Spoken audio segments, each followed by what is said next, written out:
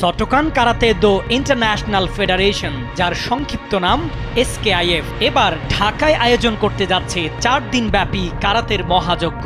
18 থেকে 21 সেপ্টেম্বর রাজধানীর যমুনা ফিউচার পার্কের মহল কনভেনশন হলে বসবে এসকেআইএফ বাংলাদেশ উন্মুক্ত ন্যাশনাল ও ইন্টারন্যাশনাল কারাতে চ্যাম্পিয়নশিপের প্রথম আসর।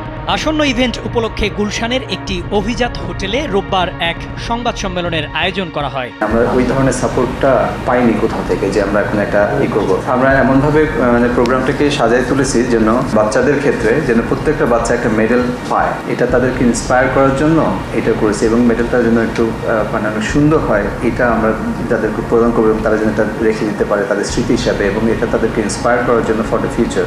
এসকেআইএফ বাংলাদেশের সাধারণ সম্পাদক সৈয়দ নুরুজ্জামান জানান, ৭৫টিরও অধিক কারাতে সংগঠন, জেলা ক্রীড়া সংস্থা, স্কুল ও বিশ্ববিদ্যালয় থেকে ১১৫০ জন কারাতে খেলোয়াড় বিভিন্ন ইভেন্ট ক্যাটাগরিতে ইতিমধ্যে খেলায় অংশগ্রহণের আবেদনপত্র জমা প্রদান করেছেন। বেশ কিছু বিদেশি সংগঠন ও খেলোয়াড় অংশগ্রহণের জন্য Bharat, Nepal, Bhutan, Sri Lanka, Japan, Syria, Argentina ও আমেরিকা থেকে আবেদনপত্র জমা প্রদান করেছেন।